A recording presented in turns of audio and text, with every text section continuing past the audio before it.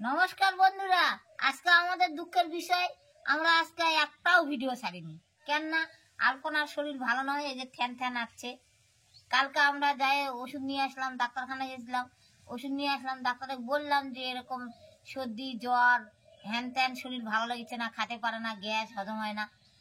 ও doctor ওষুধ দিল, ওষুধ তো খাচ্ছে, তাও ভালো হয় না। আজকে সকালবেলা আবার মাথা ব্যথা, এত মাথা ব্যথা, ঘুমের থেকে উঠে ভালো লাগছে না। তখন মাথা ব্যথা নিয়ে আসলাম, গ্যাসের নিয়ে আসলাম, নিয়ে এসে খাওয়ালাম। এখন মাথা ব্যথাটা একটু কমেছে। ঠ্যান ঠানা নেই, ভ্যান ভ্যানা নেই। শরীর যদি ভালো না লাগে তাহলে কাজ করতে ভালো লাগে। ওই যদি ভিডিও না করে তাহলে আমরা তো কেমন করে করবো? ওই জন্য আমিও ভিডিও করতে গেলাম। একজনের অসুখ হলে মন তো বাড়ি শুদ্ধ সবারই খারাপ হবেই। যা কথা হয়েছে হয়েছে। আমার এখন দুইটা কথা শুনতে হবে তোমাদের। এক নম্বর কথা হলো, দেখো কিরকম কাশিচ্ছে, এরকম কাশিচ্ছে, এই ঘিন ঘিন পিস পিস করতে করতে দিনটা কাটাচ্ছে। এখানে শুচ্ছে, ওখানে বসিচ্ছে, ওখানে উঠিচ্ছে, ওখানে দাঁড়াচ্ছে, এর সাথে গল্প, ওর সাথে গল্প, এই করতে করতে দিনটা কাটাই দিই।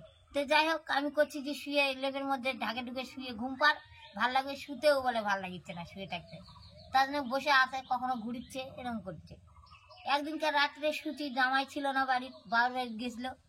আলপনা আর আমি শুয়ে আছি চোখের উপর, এমন একটা বিকট আওয়াজ করছে ওদিক থেকে।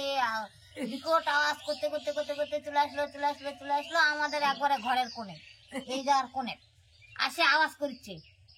আওয়াজ করতে করতে আমি মনে করছি আলপনাকে ডাকবো না ডাকবো না, ডাকবো না না ডাকবো না। দেখা গেলো ডাকলে যদি আর আওয়াজ না করে তাহলে ঘুমটা ভাঙায় কি লাভ, আওয়াজ শুনতেও পারবে না। আর আওয়াজটা কিরকম অন্য ধরনের, আমি ওটা করতেই পারবো না। ওই ঘোড়ার ডাকও নয়, হাতির ডাকও নয়, কুকুরের ডাকও নয়। আর ওই জিনিসটা যখন ডাকিছে, আমরা একটা কেমন বা করে একটা চিৎকার করে উঠছে, আমি ওটা করতেই পারবো না।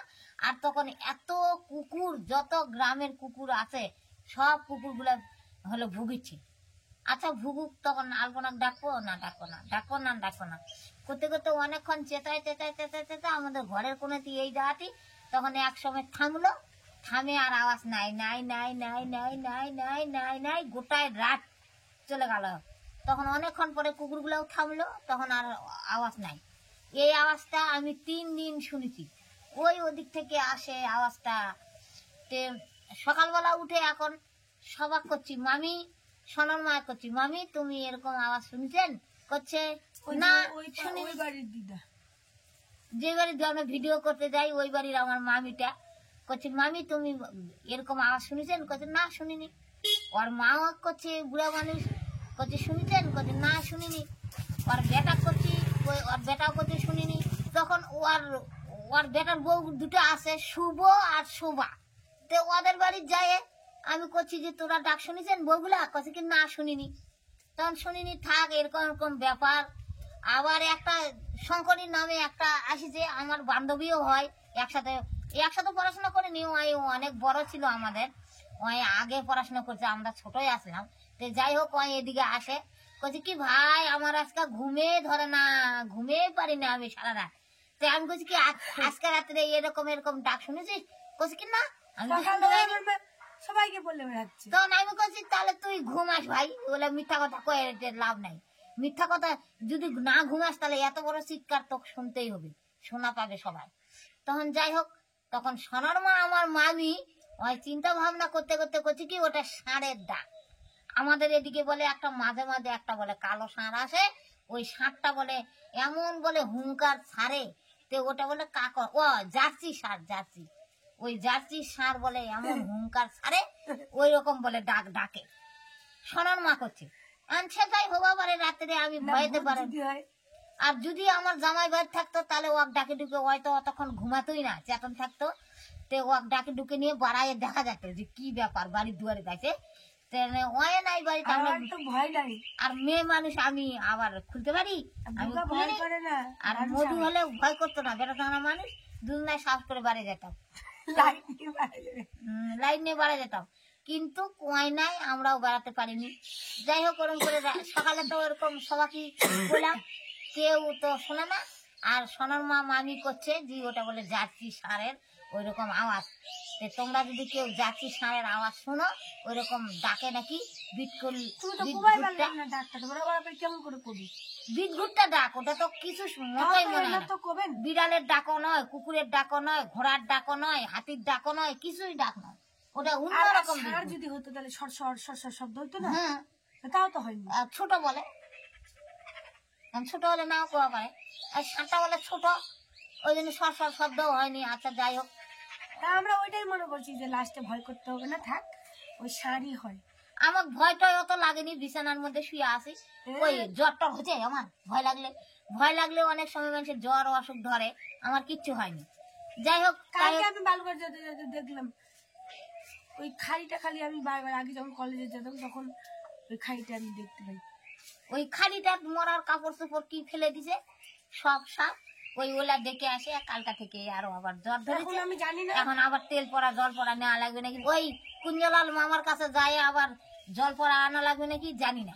আচ্ছা যাই হোক, ওটা আর আগে থেকে শরীরটা খারাপ ছিল না, ওই সরস্বতী পূজা আরো 15 দিন আগে থেকে আমার এরকম হয়েছে, মানে কিছুই ভালো লাগে না, খালি মনে হয় শুয়ে থাকি আর শুয়ে থাকি।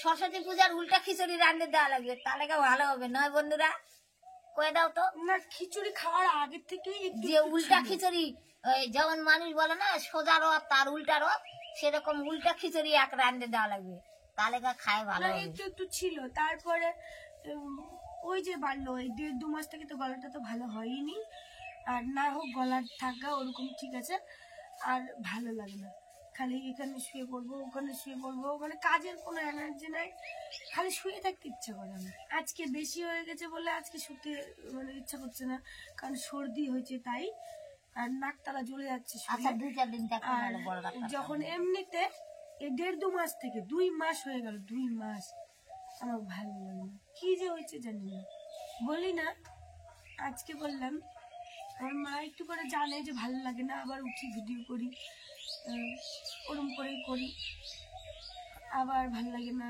এরকম করি। আবার এখনই প্রেশার মাপলো জামাই, প্রেশার তো আবার ঠিক আছে, আমাদের বাড়ির প্রেশার মাপা আছে, ওই মাপলো ওরা মাপলো আমার মাপলো দুজনারই ঠিক আছে, তাহলে আবার কি বলবো বলে। আর ডাক্তার আবার বললো একটু পেশেন্ট, আর ডাক্তার আবার কালকে বলেছে যে প্রেশার একটু কো নাই, প্রেশার একবারে লো, তার জন্য বলে মাথা ঘুরছে। আর একটা ভূতের গল্প, তারপরের দিন রাত্রে শিবরাত্রির দিন, সেদিন আমার জামাই ছিল বাড়িতে ছিল, ওই ঘরের মধ্যে আছে, আমরা মা বেটি খুটখাট কি করছি, আলপনা পূজা করছে, ঠাকুরের জিনিসপত্র আগে হতে দিচ্ছি, আনে দিচ্ছি, দিতে দিতে আমাকে পেঁচাও চাপিছে, তখন আমি আবার বাইরে পেঁচাও করতে গেছি, পেঁচাও করতে বাইরেই যাই, যাই কি মন তাল হলো গাছের ওইদিকে ওই যে তাল কুড়াতে যাই, ওই তালের গাছের ওদিকে লাইট মারে দিছি, আমার আবার লাইটের বেশি চাপও নাই, যেই লাইট মারে দিছি সেই ওই যে শস্যা মারার একটা কি আছে ওটা কি জানি?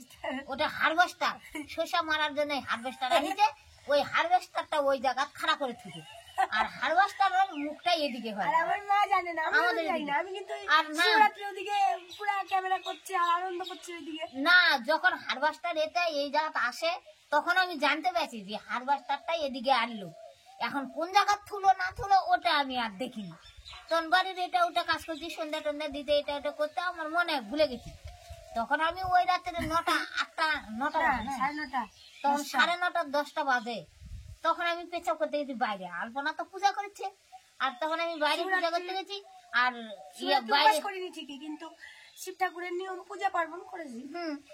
তখন আমি বাইরে পেছাব করতে গেছি, যাই আমি আবার কি মনে হলো লাইটটা আমার তালে গাছের ওইদিকে মারে দিলাম, যেই লাইট মারিছি সেই ওই হারভেস্টারের মুখটা আছে এরকম 4 কোণা, আর মাঝখানে 2টা চোখ, ওই চোখে তাকারে লাইটটা এরকম করে চলে গেছে ফোকাসটা, আর সঙ্গে সঙ্গে আমি করছি হাসো না, এত বড় একটা কালি আমার কাছে একটা দাঁড়ায় আছে, হাই বাপ, আমি ওই না কালি দেখে একবারে ঝাড়ে কষে বাড়ির দৌড় মারবো না আলপনাক ডাকবো, দৌড় মারবো না আলপনাক ডাকবো, এরকম করেছি, করতে করতে আমি বুঝি না দৌড় মারলে তো ভয় লাগবে, আলপনাক ডাক দিই, এটা তখন আর একটু দেখেছি লাইন মারে, তখন দেখছি না এটা হারভেস্টার, ও হারভেস্টারটা এই জায়গা খারাপ করেছে। তখন আমার মা যখন আমাকে ডাকলো আমি গেলাম, তখন গিয়ে মুখটাতে মারছি না, মনে হচ্ছে সত্যিকারে একটা এই যে 2টা বড় বড় চোখ আর লাল বিকট দেখতে, এখন 14 হাত কালি মনে হচ্ছে খাড়ায় আছে একটা বিশাল আর বড়, মুখটাতে একটা লাইট আছে, ওইটা দেখে মনে হচ্ছে কি কেউ না একটা ডায়না দাঁড়ায় আছে, বড় সড়ো ডায়না, গিলে খাবে এইরকম। আর চারিদিককার লাইটটাতে ফোকাসটা মানে এত চার্জ কম ছিল, চারিধারে যে বডিটা আছে না ওইটা কিচ্ছু দেখা দেখা যায় না। আর তোমাদেরকে দেখানোর জন্য আমি রেখেছি, দেখাচ্ছি। সেইটা হচ্ছে তখন আমি পর দিন ওটা যে বন্ধুদেরকে দেখাবো আমার মা কেমন দেখে ভয় পেয়েছিল। ওই দিন ভালো হয়নি, কারণ ওই দিন লাইটটা চার্জ করা হয়েছে, ওই জন্য চারিদিক থেকে বডিটা দেখা যাচ্ছিল। আর সেদিন সত্যি বলছি, আমি যদি না দেখতাম না আমার মায়ের কথা বিশ্বাস করতাম না। এখানে গাড়ির বডিটা দেখা যাচ্ছে না, খালি ওই এখানে বড় বড় এরকম চোখ আর এরকম করে কালো হয়ে আছে, রঙিন কালো লাল হয়ে আছে। আমি বলছি হাসো না, এই 14 হাত খালি নেই এত বড়, এই জায়গায় খারাপ আছে কেন? আমার এখন জিউটিউ চমকে গেছে। তখন আলপনা এটা জিনিস দেখুতাই তখন ডাকলাম, তখন আলপনা গেল, যখন লাইট মারে দিতে হ্যাঁ ওরকমই আকারে বিকট মতো আকারে একটা বিশাল বড় হারবাসটা, আর ওদের আকারে দেখে আমি আকারে চমকে গেছি। তখন যাই হোক, পুনম আমাদের বাড়িতে, ওই যে ফকির বাড়িতে, ফকির পুনম ওদের বাড়িতে যাই গল্প করছে, ওরা হাসতে হাসতে পাগল হয়ে যাচ্ছে।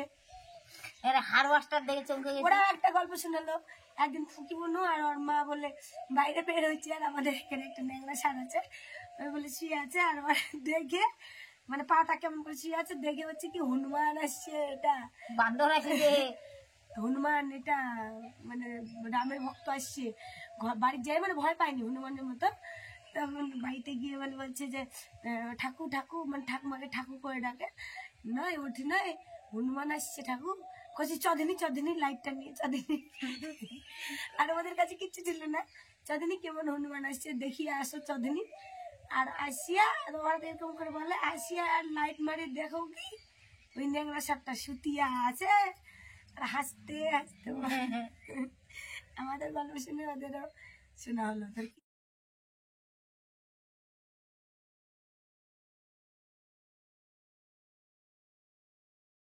আচ্ছা যাই হোক, তোমাদের কাছে তো আজকে অনেক গল্প করা হলো, ফাতরামি কথা, কিন্তু তোমরা গল্প শুনে কেমন লাগলো এটা তোমরা জানাও আমাদের, হবে বন্ধুরা, জানাবা কিন্তু। নমস্কার।